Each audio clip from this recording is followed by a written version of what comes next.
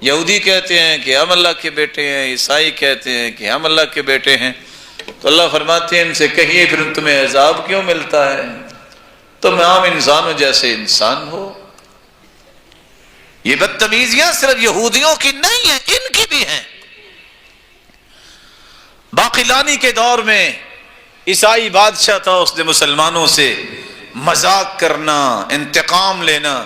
اس کو پتہ چلا کہ باقلانی جو ہے یہ بڑا پڑھا لکھا ہے، تو آج اس کو ذلیل کریں گے، تو لاؤ اس کو۔ اور اس کو پتا تھا یہ جھکے گا نہیں۔ عیسائی دربار میں بادشاہ بیٹھا ہے، اس نے اتنا کو دروازہ بنایا کہ وہ جھک کے گزرے۔ چلو ویسے تو یہ سجدہ نہیں کرے گا، جھکے گا تو صحیح نا۔ اللہ تعالیٰ نے سمجھ دی ہوتی ہے، جب اس نے آ کے دیکھا تو سمجھ گیا کہ یہ ایک شرارت ہے۔ وہ سامنے ہو کے گزرا ہی نہیں، وہ بیک ہو کے گزرا۔ بڑی بے عزتی محسوس کی۔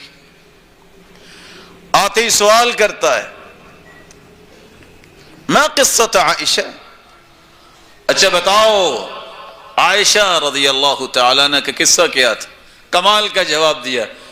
کہتے ہیں قصۃ عائشہ زی قصۃ مریم غیر ان لها ولدا، وہی قصہ ہے سیدہ عائشہ کا جو سیدہ مریم کا تھا، فرق یہ ہے کہ مریم کا تو بیٹا تھا، عائشہ کا کوئی بیٹا نہیں تھا۔ ذلیل ہو گیا۔ تیسرا سوال کرتا ہے، اچھا یہ بتاؤ، سنا ہے کہ تمہارے پیغمبر لڑائیاں بھی کرتے تھے، جہاد بھی کرتے تھے؟ جی ہاں۔ جیتے تھے؟ کہتے بالکل۔ کبھی شکست بھی ہوئی؟ کہتے ہاں۔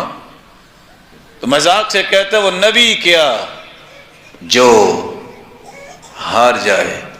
کہا بالکل، وہ نبی کیا جو سولی چڑھ جائے، اپنے ہاتھ کو اپنے منہ پہ مارتا ہے اور ذلیل ہوا۔ پھر سوال کرتا ہے، سنا ہے کہ آپ کے پیغمبر نے شادی کی 9 سال کی عورت سے، یہ کیسے ہو گیا؟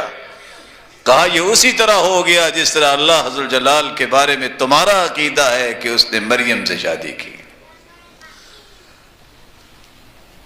یہ چیزیں سمجھنے والی ہیں۔ رسول اکرم صلی اللہ علیہ وآلہ وسلم کے زمانے میں بھی عیسائی سوال کرتے تھے، ان کو اللہ کے رسول جواب دیتے تھے۔ آج طرح طرح کے سوالات اس طرح شبہات کی صورت میں نوجوانوں کے دلوں میں ڈال کے عیسائی بنانے کی کوشش کرتے ہیں۔